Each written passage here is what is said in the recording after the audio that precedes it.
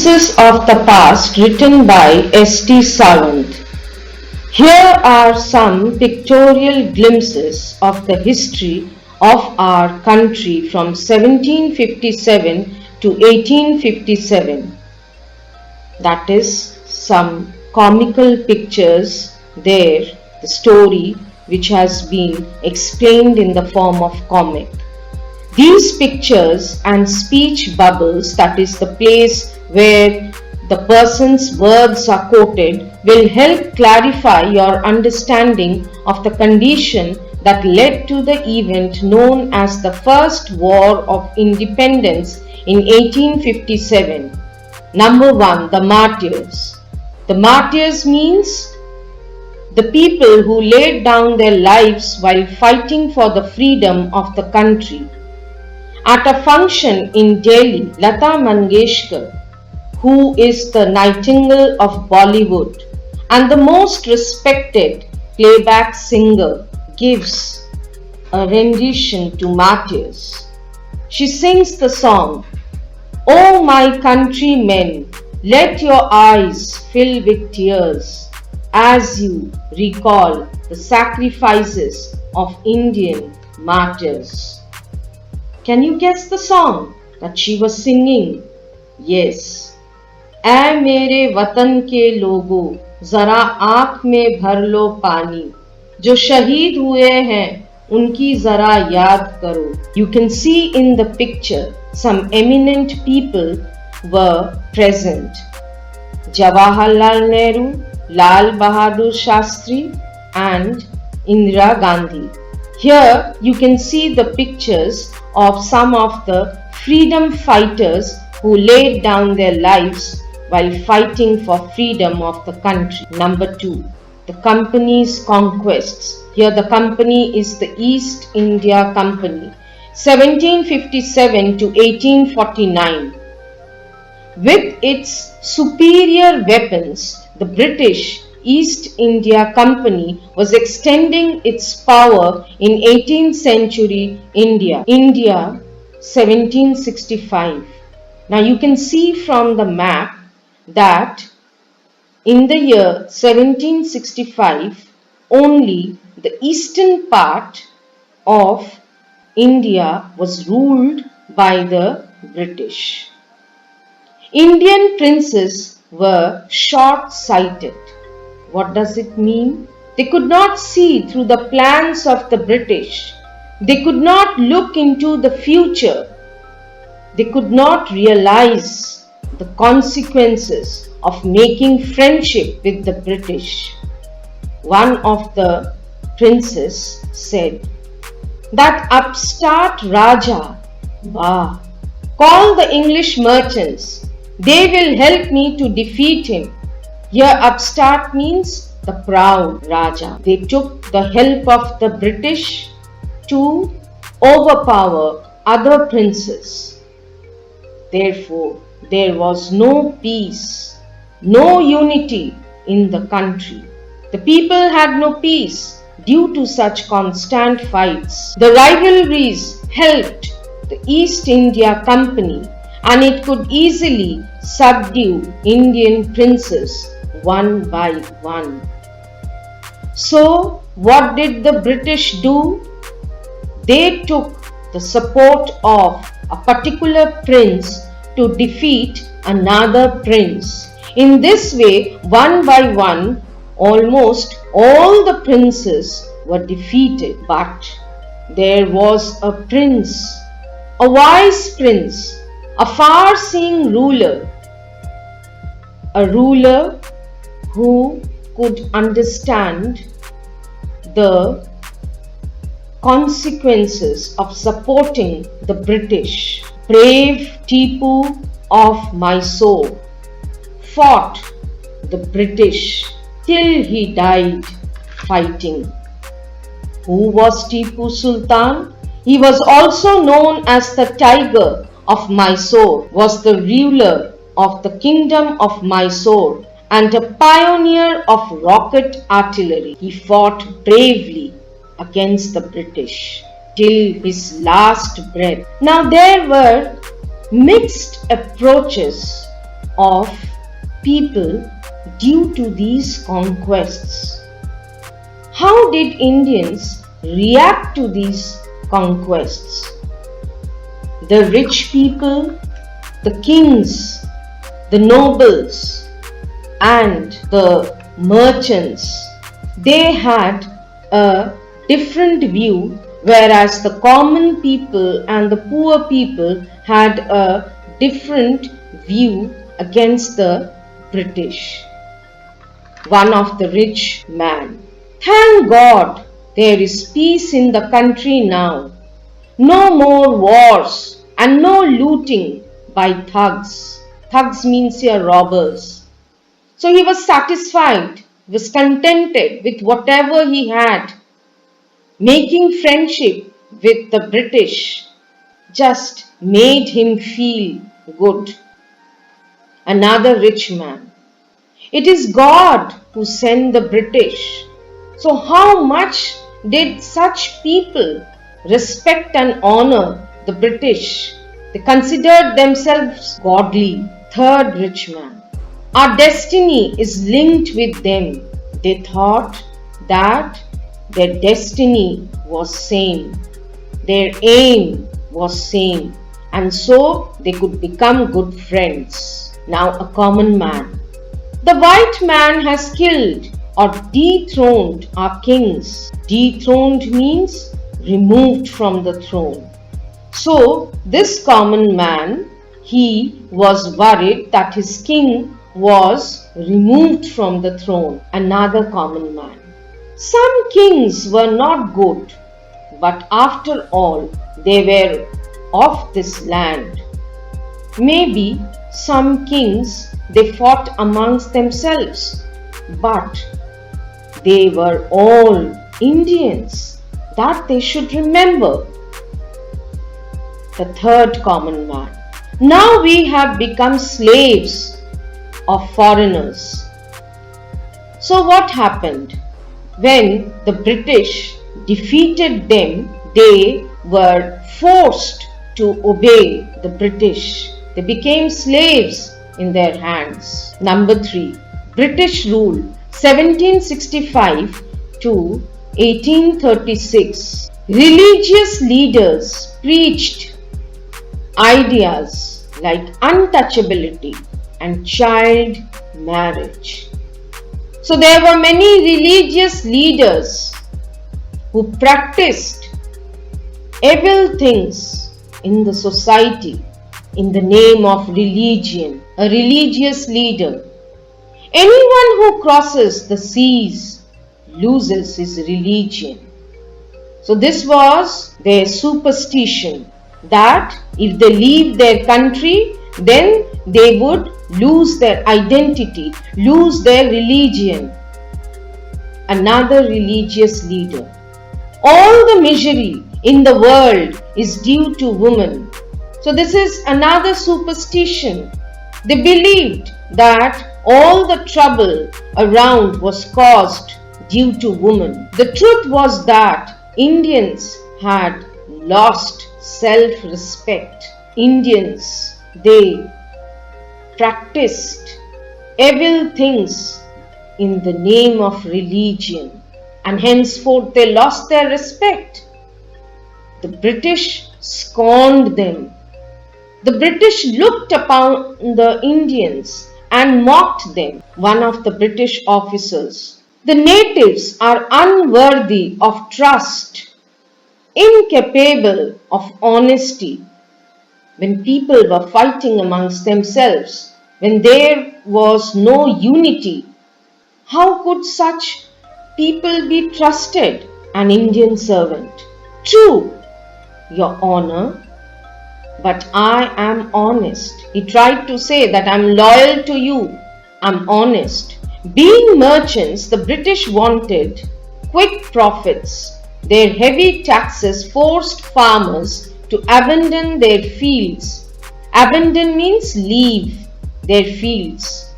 Now the British, they wanted to make money quickly.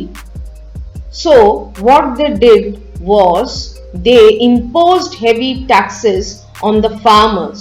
One of the farmers: but your men are taking all my crops. So he had to actually give away all his crops as tax to the British. Now he was worried that what he would feed upon now, how he would survive. But the British was least bothered. The British officer, you are still in arrears. If you don't pay next week, I will send you to jail. So the British officer threatened him. He said that you are still in arrears, that means you are still in debt. You have to clear your money, and if you don't do that by next week, then you will be sent to jail. He was simply threatening the farmer. Inevitably, famines followed. Between 1822 and 1836, 15 lakh Indians died of starvation. Inevitably means unavoidable. Famines followed. What are famines? That is extreme scarcity of food. And due to that, many people died. Why famines?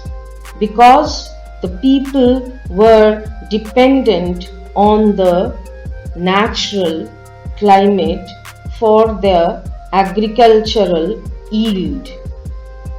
And when it did not rain, the drought caused famine. So many people died at that time in the year 1822 and 1836. Starvation means hunger. They didn't get food to eat and they all died. Still, the British invented other methods which gave them more profits. But the British, they were ruthless and unforgiving, but there were many people who stood against their exploitation and brought freedom to the country. The famines did not deter the British from inventing other profits generating methods. One of the British officers. The goods manufactured in England should not have any import duty when brought into India. How clever they were!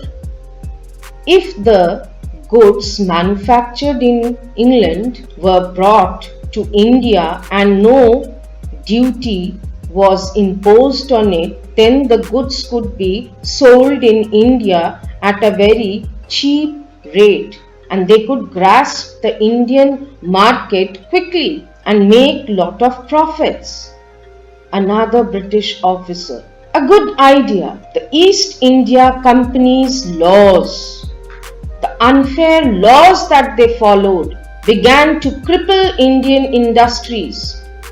So their laws started ruining Indian industries. The British policies ruined the expert artisans and their business. Whatever goods were manufactured by these artisans were no more sold. So therefore their lives were all ruined. Mohan Roy. Mohan Roy 1772 to 1833. He was a social worker. He was the founder of the Brahmo Samaj, a social religious reform movement in the Indian subcontinent. He was given the title of Raja by Akbar II, the Mughal emperor. He was known for his efforts to abolish the practices of sati and child marriage. Mohan Roy, a learned man from Bengal, understood what was wrong with the country. He knew what was going on wrong in the country and he wanted to bring a change in the country. He said, "Let us not despise ourselves. Our ancient culture is great, and we are capable of greater achievements. We must first reform our society. Superstitions have been ruining us." So what he wanted? He said, let us not despise. Despise means here dislike ourselves. He wanted that the ancient culture, which is very rich, should be followed again. And we should get rid of all evil practices. So the society needs to be reformed. So for that, what is necessary? All the superstitions should be removed from our minds. He told his wife, Uma, cows are of different colors, but the color of their milk is the same. Different teachers have different opinions, but the essence of every religion is the same. So cows may be having different colors. Some are white in color, some are black in color, some are brown in color. It doesn't matter. The milk that they give are all white in color. By saying this, he wanted to say that all the religions are same. The preachers are different. The path may be different. But all the religions have the same destiny. So this is what we need to understand first to reform our society. He tried to explain this, preach this to the people around him. He was attracted by science and modern knowledge because he was a practical man. He said, knowledge should be practical and scientific.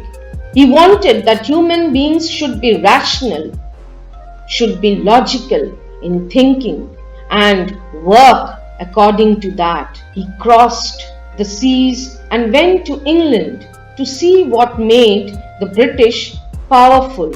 He was not superstitious, and that proof we get from here. He crossed the seas, he went to England, and he just wanted to find out how they were so powerful. He wanted justification. He went and said them, we accept you as rulers, and you must accept us as subjects. But you must remember the responsibility a ruler owes to his subjects. So he went and said them that if you are our rulers, then you must also accept us as your subject. That means you must take the responsibility of us. You must take care of us. You must defend us. You must protect us, not exploit us. That is what he wanted from them. He started publishing a newspaper and started distributing among the people in Bengal. But the suspicious British stopped them in 1823. But the British, they feared that this newspaper might trigger the mind of the people and they might all unite together to revolt against them. So they stopped the newspaper. Operation 1765 to 1835. Operation means prolonged cruel or unjust treatment. But the British continued to oppress Indians. In 1818, they had passed Regulation 3. Under it, an Indian could be jailed without trial in a court. So they passed an unfair law. What was that? An Indian cannot go to the court for a trial. Why? If an Indian was punished, he could go to the court to defend himself through the trial. But if the British punished the Indians, then they would be punished strictly. and the Indian would have nothing to do. That is what they wanted. All the time, British officers in India drew big salaries and also made fortunes in private business. So everywhere, in all the British officers, they drew good salary, big salaries, and they made fortunes. That is, they were even promoted soon, and they really made a lot of fortune in their private business, in the private company. So all kinds of facilities were provided to them in these companies. By 1829, British was exporting British goods worth 7 crore rupees to India. So how fortunate they were. They made a big market in India and they could earn 7 crore rupees by selling their products in India. The British prospered on the company's loot while Indian industries began to die. So they prospered, they became successful at the cost of Indians. Governor General Bentinck reported back home. He said, "The bones of cotton weavers are bleaching the plains of India." What does it mean? The cotton weavers of India are dying due to starvation. They are unable to sell their cloth as the British had started the cloth mills which produced cheaper cloth. People started buying that, and this led to the end of cotton weavers in India. And the British simply enjoyed their life by making profits. They were so selfish, they were least bothered that the Indians were dying. That's all in this video.